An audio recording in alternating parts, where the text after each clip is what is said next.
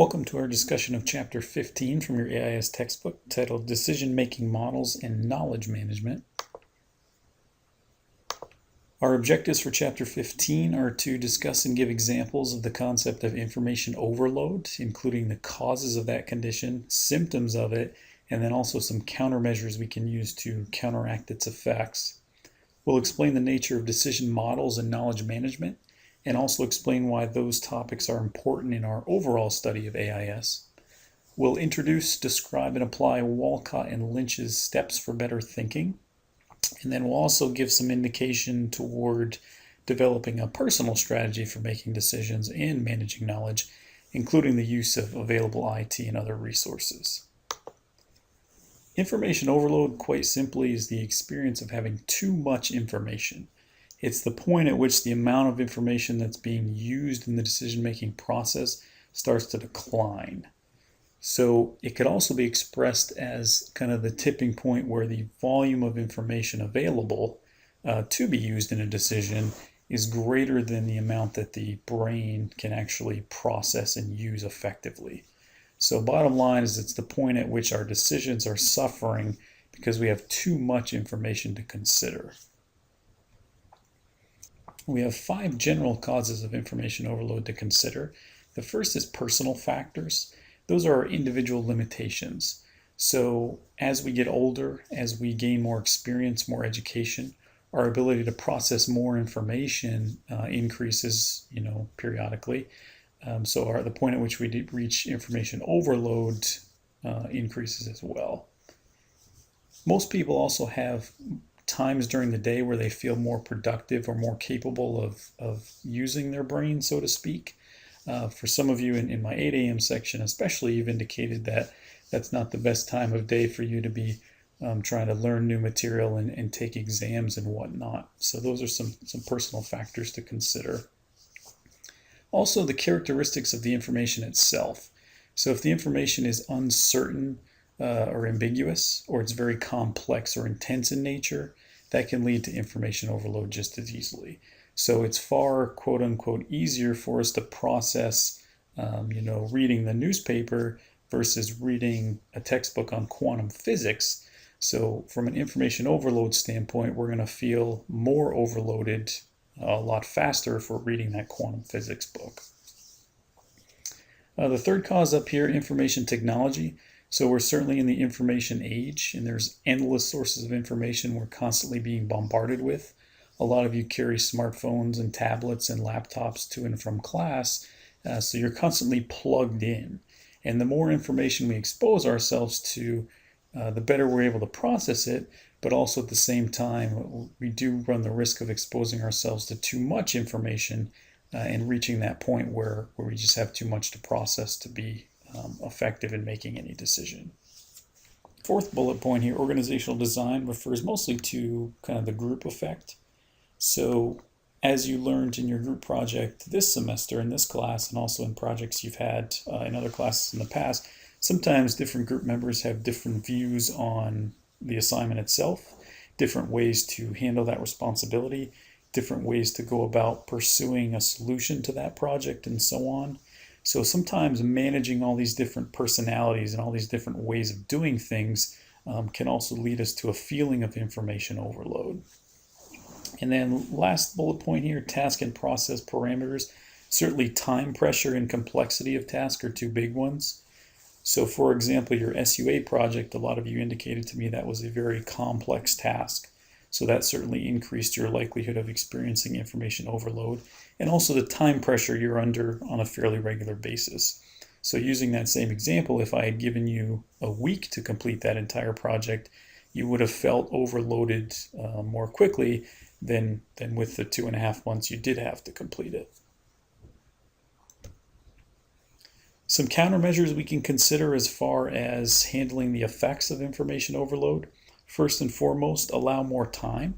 So don't procrastinate. The earlier we can start to address our decision or our project or whatever we're working on, the better off we're going to be. Second bullet point, compress, aggregate, categorize, and structure your information. So don't just pile it all in front of you and just start peeling through it, right? We want to make sure we're compressing information, putting similar information together, organizing that information in some useful way that allows us to work through it in some kind of systematic approach. We can also break things down into smaller tasks. So again, back to our SUA example, rather than kind of considering it as a giant project at first, we can break it out into, well, first we need to, book our transactions and process our documents. Then we need to, do our period end activities, our month end activities, like closing the books, preparing financial statements, and so on. So anytime we can break down bigger projects or bigger decisions into smaller events or smaller tasks, we're going to increase the likelihood that we'll be able to handle that information as it's presented. We can also define decision models or rules for common decisions. So rather than wasting brain power, so to speak, with kind of routine decisions, if we just define some kind of decision-making model for processing those very basic decisions, we'll increase the amount of information we can really handle. Along those same lines, formalize the language used to describe that information. So if we can agree on some kind of common nomenclature or some kind of common structure for all this information we're trying to process, we're going to increase the amount that we can handle before we reach that overload point. We can also improve our personal information management and our time management skills and techniques. So this goes along with the first item we discussed. If we handle our priorities better, and we make sure that we are scheduling things appropriately, and we're not trying to make 10 decisions at one time using 10 bits of information, we're going to increase the likelihood that our decisions are more effective. And then if we can use graphs or visuals to help us in any decision-making process, for 99% of the population, that's going to be beneficial.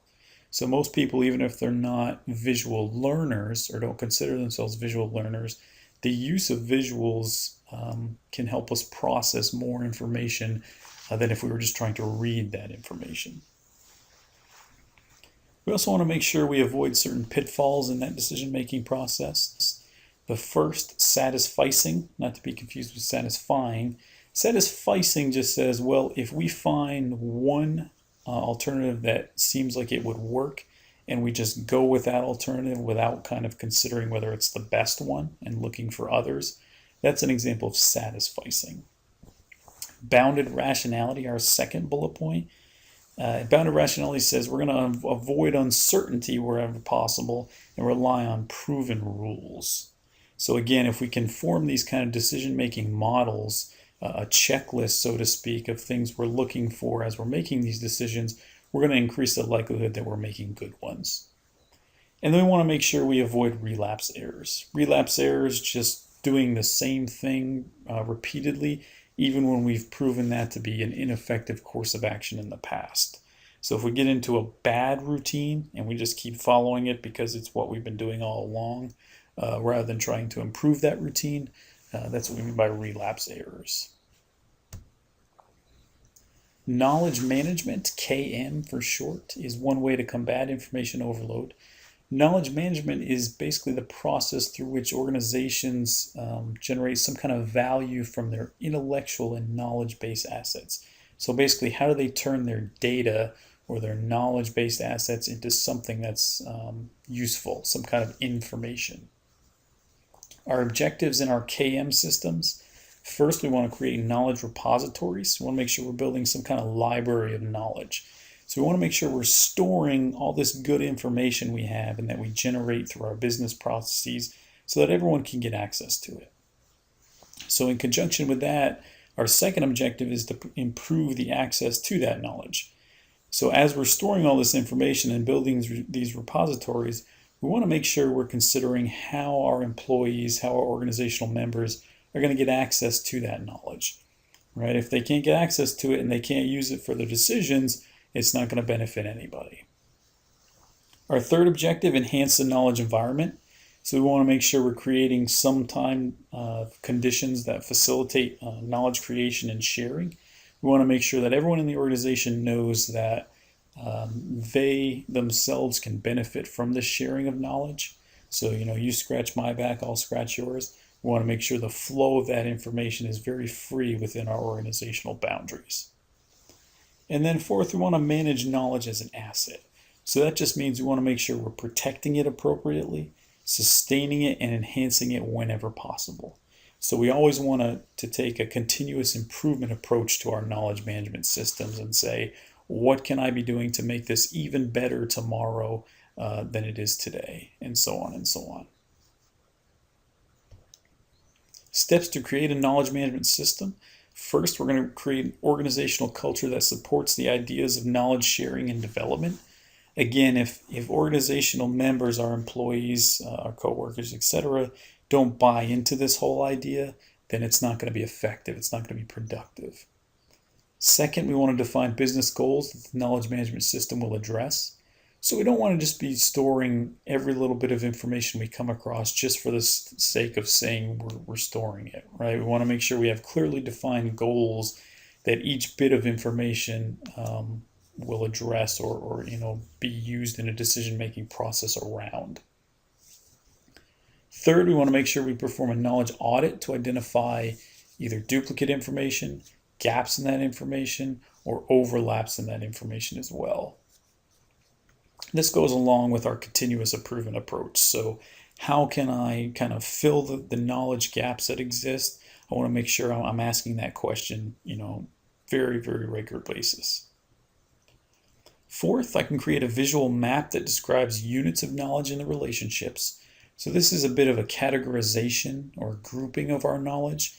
We want to make sure, again, that our employees, not only can they get access to this knowledge, but that once they're in there, they know exactly where to find what they're looking for, that specific information that's going to help them in their jobs. 5, we want to develop a knowledge management strategy based on content management, integration, search mechanisms, information delivery, and collaboration. So we've touched on really all those points in the last few minutes here, but just to kind of summarize that point, I'd say we want to make sure, again, that all of our information is very easily searchable by our employees, by our coworkers. So again, people can always find what they're looking for, and that we're fostering that environment of collaboration. So we're encouraging people to share their information with others rather than kind of hold it hostage or hold some kind of protection over it. 6, we want to purchase and build tools for knowledge capture, analysis, and delivery. So once we've identified the information or the knowledge that's going to be useful for our business operations, right, for our decision making, we want to make sure we're putting the proper tools in place to track that information, to store it, to capture it, to run any kind of statistical analysis we need to, and then certainly to deliver it to our users. And then 7, we've talked about this already, periodically reassess the value of the KMS and adjust accordingly. So again, if we take that continuous improvement approach and always look for ways we can make the KMS better, that's certainly going to foster that overall environment within our organization of the importance of the KMS. Your textbook introduced this model of steps for better thinking, and it's certainly worth a look. So the first step in that model is knowing. And knowing really just speaks to the background knowledge and or skills that we all have. It's not something that's unique to individual decisions or problem-solving exercises. We're really just talking about all the information we bring to the table. Second step in that model is titled identifying. Here's where we identify the problem that's being addressed with this specific situation, and also all the relevant information that goes along with it. So what do we know about the situation? What don't we know? What are the uncertainties that we have to kind of estimate around? Things of that nature. The third step in that model is titled exploring. So here we're interpreting and organizing the information, looking for possible solutions, possible courses of action we can take to address this problem or to make a decision about this situation. Fourth, we're prioritizing. So we're taking all these decision factors that we need to consider as part of this decision. We're making a selection based on those decision factors, and we're implementing a solution based on all the solutions we've identified in the previous step. So here's where we're picking kind of the best solution or the one that we think is going to be best. And then the fifth step, envisioning or evaluating. Here's where we're dealing with the limitations to that solution. So once we're plugged in, we need to also address the performance kind of monitoring aspect of it. So is our solution working? If not, why not? What can we do to make it better? What can we do to improve future decisions that are related to similar subjects? So let's make sure we're always learning from our both our past successes and our past failures. That's it for chapter 15. I certainly encourage you to read this short chapter and also take a look at your practice questions and exercises from the back of that chapter in your textbook.